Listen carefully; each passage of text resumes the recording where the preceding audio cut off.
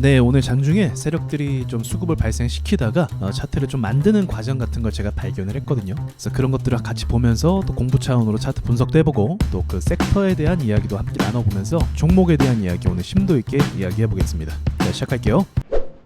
자, 먼저 시장에 지금 좋은 종목들이 사실 굉장히 많아요. 여러분이 보셔서 아시겠지만 지금 난리가 났습니다. 난리가 났어요. 반도체 상승하고 있죠. 그리고 어제부터 미친 바이오 수급이 들어오기 시작했고 묻지마 매수식으로. 그래서 오늘 셀트리온까지 반응이 왔고, 그리고 로보티즈, 로봇 섹터도 오늘 수급을 계속 발생시켰습니다. 진행 중이에요. 그리고 대북주 같은 경우도 오늘 살짝 올랐습니다. 그래서 오늘 얘기하고 싶은 건 원전 대북주 이렇게 이야기하고 싶어요. 다들 호재가 짙은 종목들이고 언제 올라가도 전혀 이상하지 않은 종목이에요. 자, 먼저 우리 기술 보시죠. 우리 기술도 과거에 원전 관련했을 때 수급이 정말 강하게 들어왔고 급등하는 힘도 강했던 원전에서 중요한 종목 중에 하나입니다. 그리고 지금 신고가 돌파했고 얼마 전까지 원전이 좋지 않았죠. 그래서 눌렀다가 다시 회복하고 있는 그림 보여주고 있어요. 근데 이게 한번 이제 언론에서 나왔던 것 같은데, 좀 좋지 않게 기사가 나왔던 것 같은데, 네, 이게 도이치모터스 그 주가 조작 지금 조사하고 있죠. 그것과 좀 연관이 있거든요. 그래서 제가 좀 조심하는 부분이 정치권에 있는 악재예요. 이게 수급이 그걸 뚫어서 올릴 수도 있을 것 같은데, 그러니까 두산 에너빌리티가 강하게 치고 올라가주면 그냥 무시하고 올라갈 수도 있을 것 같은데,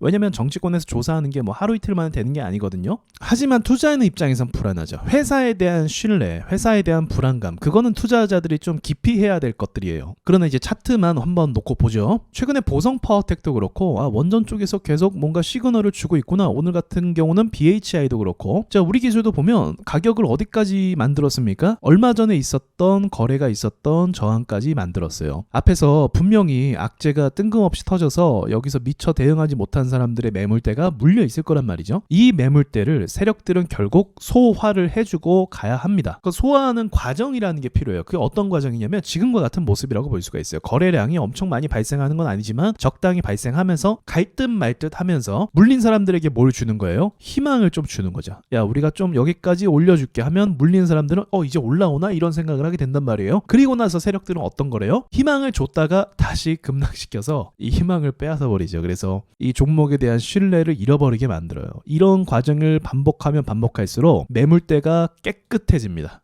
희망이 사라지기 때문에 매도를 선택할 수밖에 없는 거예요. 더럽고 치사해서 그냥 던져버리는 거죠. 그러니까 이런 과정을 만들고 있다는 거. 그래서 우리 기술 섹터 재료 살아있죠. 그리고 더불어서 BHI 역시도 같이 움직였어요. 섹터가 같이 움직이면 그냥 그 자체가 좋은 거예요. 왜냐면 개별 종목 혼자만 움직이면 개별 종목 혼자만의 호재가 있는 거예요. 그러니까 섹터들은 잠잠한데 개별 종목 하나 올라가면 그거는 그렇게 좋은 건 아니에요. 근데 세력들은 이 섹터를 다 같이 몰고 올리는 경향이 있습니다. 그래야 정말 힘있게 들어오고 매수세가 쉽게 죽지가 않아요.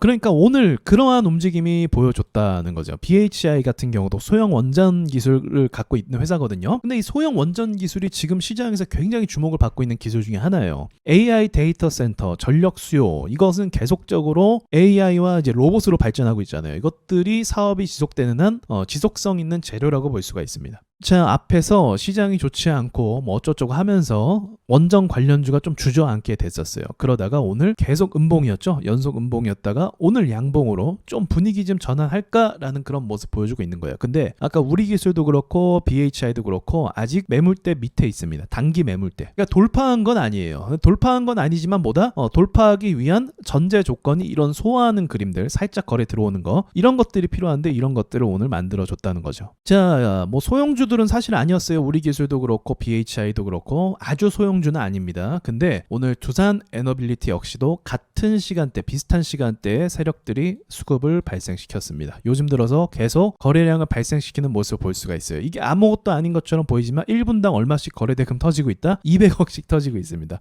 말도 안 되는 돈들이 들어오고 있어요. 여전히. 그래서 제가 종종 말씀드렸지만 두산 에너빌리티 포함해서 원전 같은 경우는 2차 랠리, 2차 상승도 가능성이 있다라고 많이 말씀드립니다. 재료가 죽으면 그런 이야기를 못해요. 그리고 또 신고가 올랐다 신고가 밑으로 내려가면 그런 이야기 또 할 수가 없어요. 근데 신고가 진행 중이고요. 그리고 재료가 죽은 것도 아니죠. 코스피 분위기도 좋죠. 그러니까 2차 파동도 충분히 가능성이 있는 거예요. 그래서 지금 차트 만드는 거 보시고 여러분이 주시를 해야 돼요. 데이 트레이딩 하는 사람도 마찬가지예요. 단타, 오전 단타를 한다. 그럼 주시했다가 이제 수급이 들어올 것 같으니까 진짜 강한 수급이 들어오면 그때 매수를 해야겠죠. 1차 파동보다 보통 2차 파동이 가면 더 크게 갑니다. 그래서 2차 파동을 노리는 매매 전략이 또 있거든요. 1차 수급 확인한 다음에 보합 흐름은 필수, 그 다음에 2차 파동 이런 거 노리는 사람 많이 있어요. 그러니까 여러분들 이런 관점으로 이 섹터와 종목을 보시면 될 것 같다고 생각이 드네요. 근데 아직은 다 저항대를 돌파한 건 아닙니다. 자, 그리고 오늘 또 어떤 종목이 올랐었나요? 바로 대북주죠. 대북주는 확실히 변동성이 좀 심한 섹터긴 해요. 왜냐면 정치권에서 다루기 때문에 그렇습니다. 정치권에서 이 이야기를 안 해주면, 대북주에 관심이 없고 또는 북한과의 관계가 좋지 않으면 어떻게 됩니까?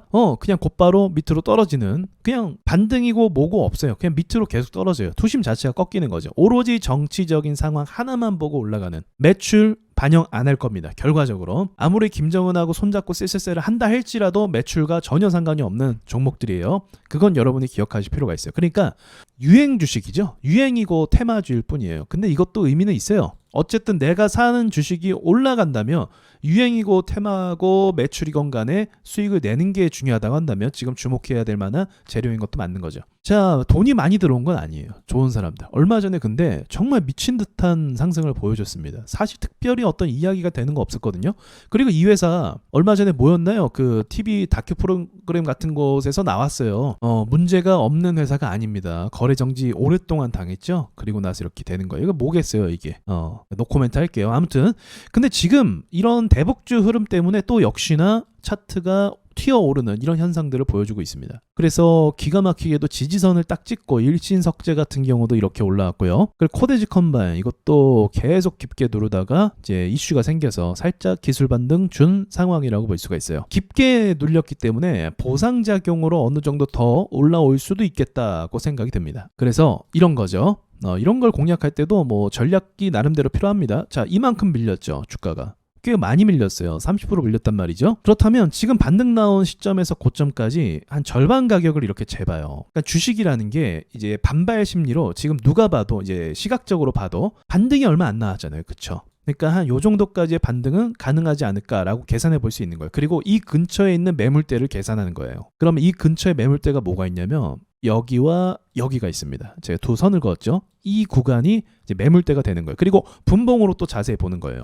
보죠. 2375원이었습니다. 여러분하고 지금 같이 보는 거예요. 저는 분봉을 본 적이 없어요, 이거를. 자, 보면 코데지 컴바인이 2375원에서 투매가 나왔네요. 그죠? 투매가 나왔어요. 여기서도 투매가 나왔고 거래 동반했죠. 동반했다가 또 한 번 투매 나오고 이 가격을 회복을 못한 상태로 그냥 끝났어요. 다음 날도 가격을 회복을 못했죠. 여기가 의미 있는 자리가 맞아요. 그리고 아까 전에 살짝 위에도 봤었죠. 일봉상으로 쌍바닥이었던 것 같은데 이런 구간에서 반등이 이렇게 나오는 모습을 과거에 좀 살펴볼 수가 있군요. 그러다가 여기를 이탈하면서 또 마찬가지로 회복하지 못하는 그림 볼 수가 있어요. 의미가 있는 선인 건 맞아요. 절대선이라기보다 이제 의미를 부여해보는 거죠. 그래서 만약 이 종목이 가려면 어떻게 해야 되겠어요? 역시나 이 매물대를 소화하기 위해서 어느 정도 위까지 올려줘야 됩니다. 그래서 2,500원까지 좀 넉넉하게 잡아서 2,500원까지 열려있다라고 판단하면서 이런 관점으로 매매 전략을 짤 수도 있는 거예요.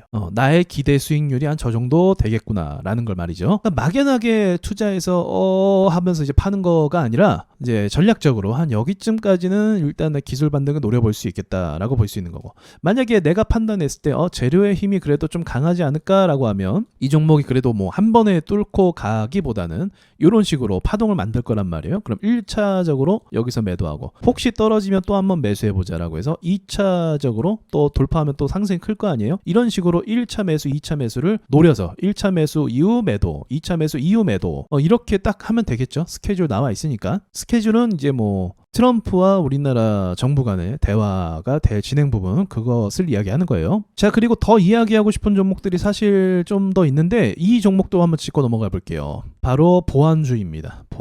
보안주가 지금 이슈가 있죠. KT 때문에 그럴 거예요. 아니, 대기업들이 해킹을 그렇게 쉽게 당하는 게 얼마 전에 SKT 사건도 있었는데 이게 말도 안 되는 일들이 일어나고 있거든요. 그래서 이제 여기에 대해서 보안이 강화돼야 된다라는 이유로 이제 보안주가 선반영한다고 볼 수가 있는 거죠. 자, 신규 상장주였던 친구 하나 상한가 같고요. 그리고 뭐 지니어스, 소프트캠프, 사이버원, 그리고 한싹 이 종목도 보안주로서 쭉쭉 올랐었던 때가 있고요. 뭐 그런데 저는 이 종목들을 오래 보지 않을 것 같아요. 그러니까 지금은 테마가 어쨌든 문제가 있기 때문에 며칠 동안 또 반응이 있을 수도 있는데, 아마 제 개인적인 생각으로는 KT KT 측에서, KT면 우리나라 대표 통신사 아닙니까? KT 측에서 이제 이런 문제들을 좀 무마하려고 할 거예요. 이제 그냥 무슨 말인지 아시죠? 더 얘기 안 해도. 이게 계속 문제를 언론에서 보도하면 보도할수록 이용자들이 감소하게 될 겁니다. 이제 그런 것들을 어떻게든 막으려고 뭐 빨리 사과해서 보상 처리하면서 빨리 무마하려고 하는 그림이 나오지 않을까 전 예상을 해요. 그래서 만약 그렇게 되면 또 알잖아요. 그냥 관심이 금방 사라지게 되면서 보안주들도 쉽게 떨어질 만한 상황이 만들어질 수 있습니다. 그렇게 되면 이런 종목에서 물리게 되면 조금 답 없는 거예요. 자, 아시겠죠? 이거 길게 뭐 얘기할 거 없어요. 보안주는 반짝 상승일 가능성이 좀 없지 않아 있다고 전 생각합니다. 움직임도 그렇게 좋지 않아요. 한삭 같은 경우도 올랐다가 금방 꺼지고 올랐다 금방 꺼지고, 결국은 뭐 재료를 반영해서 이렇게 오르지만 이게 어떤 걸 의미하냐면, 이렇게 막 흔드는 게 무엇을 의미하냐면, 첫 번째로는 호가 물량이 좀 약하다는 걸 의미하기도 합니다. 호가가 약해서 떨어질 때 받아줄 물량이 좀 부족해서 금방 떨어지는 그런 현상 때문에 이런 일들이 일어날 수가 있어요. 그리고 또 시장의 관심도도 의미가 있어요. 시장에서 그닥 관심을 많이 안 가지면 이렇게 흔드는 모습을 많이 보여주기도 해요. 소프트캠프 역시도 뭐 보안주로서 주목을 받았지만 움직임 한번 보세요. 엉망이죠. 그러니까 이런 종목이 사람을 좀 이제 심리를 많이 흔들고 변동성이 심해서 뇌동매매하고 좀 감정적인 매매를 이끌 수 있는 섹터 중에 하나거든요. 그래서 저도 이제 호재가 너무 좋으면 매매할 수도 있겠지만 어지간하면 좀 피하는 섹터이긴 합니다. 뭐 길게 끌고 가거나 그럴 만한 섹터가 되지 못한다는 거죠. 들고 있는 사람들에게 불안감을 조성하는 그런 종목들이다, 이렇게 좀 결론적으로 말씀드릴 수 있겠네요. 인스피온도 아까 상승할 때 실시간으로 봤는데 뭐 이거 보면 그냥 뭐 상한가 가는 거 아니야 라고 생각했어요. 이 상태를 봤을 때. 근데 웬걸 역시나 그냥 이렇게 허무하게 주저앉는 모습을 보여주죠. 지금 시가총액이 700억밖에 안 되잖아요. 이런 소형주 시장이 아닙니다, 여러분. 대형주에서 지금 중형주로 좀 넘어오는 그림 같아 보여요. 그래서 중형주에서 또 소형주로 넘어가는 타이밍이 나올 거예요. 그러니까 최소 중형주 이상을 건드리시는 게 지금은 더 좋습니다. 아시겠죠? 자, 저와 같이 시장에 대한 종목들을 봤는데, 이렇게 뭐 제가 모든 것이 정답은 아니지만 하나하나 종목들에 대한 그 이해도, 이 섹터에 대한 이해, 이런 것을 보시고 스스로 어디에 투자할지 결정할 수 있는 게 굉장히 중요하거든요. 제가 오늘 그냥 이야기하는 것 같아 보이지만 아니에요. 나름대로 가이드를 여러분께 좀 가르쳐 드리면서 시장을 봤어요. 제가 혼자 종목 보는데 막 이렇게 보겠습니까? 아니거든요. 그냥 한눈에 들어와요. 그냥 그런 거죠. 인스피언이 오르면 뭐 잡테마 하나 걸렸겠구나 라고 생각하는 거고, 우리 기술 같은 종목이 튀어오르면 역시 차트를 만들고 있구나, 원전은 역시 강하구나 라는 생각을 할 수 있는 거죠. 그래서 자연스럽게 강한 세력들이 포진되어 있을 만한 종목, 그런 섹터, 이런 것들을 구분하는 게 꽤 중요하다. 주식에 정답은 없지만 100%도 없지만 최소한 큰 돈이 몰리는 곳에 세력들이 판을 크게 짜는 곳들이 있거든요. 그런 곳에서 여러분이 매매하면 돈을 벌 수가 있습니다. 자, 거기까지만 말씀드릴게요. 이상 마치고요. 여러분 수고 많으셨습니다.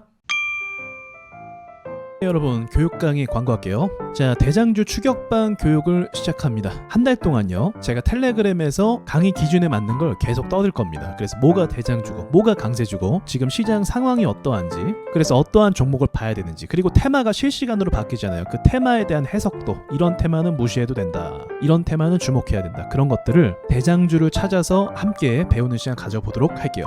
대장주가 뭔지, 그 기준이 도대체 무엇인지, 이 기준에 대해서도 명확하게 배울 거고, 그리고 가장 중요한 건 주식에서 결국 수익을 내는 거잖아요. 이 수익은 뭐 사실 대장주가 아니어도 수익을 낼 수 있어요. 근데 중요한 건 확률이라는 거죠. 그쵸? 안정적인 확률. 그래서 여러 가지를 종합했을 때 시장의 강세주를 공략해야 되는 게 맞는 거고, 그렇게 했을 때 안정적인 매매가 또 가능하고 실수를 줄일 수 있고 뇌동 매매도 안 하게 됩니다. 기다리는 것도 제가 훈련을 시켜드릴 거예요. 자, 한 달 동안 텔레그램에서 피드백을 해드릴 거고, 강의는 녹화된 강의를 와주 인사이트에서 직접 보고 배우시면 됩니다. 그 실전 투자 방법, 매수 타점까지도 강의에 담을 거고, 그리고 종목을 구분하는 방법, 이런 것들도 계속 배우도록 할 겁니다. 이거는 매달 진행할 계획을 잡았어요. 이게 보니까 한 달만으로 안 되더라고요. 그리고 3개월 반도 사실 운영을 했었어요. 좀 더 심화 과정으로. 그런데 3개월도 사실 좀 부족하더라고요. 강의 내용이 좀 어렵기도 했거든요. 근데 이번에는 조금 더 강의 난이도를 낮추고, 그리고 이제 매달 원하는 분들은 신청해서 들어오실 수 있게 그런 식으로 좀 유연하게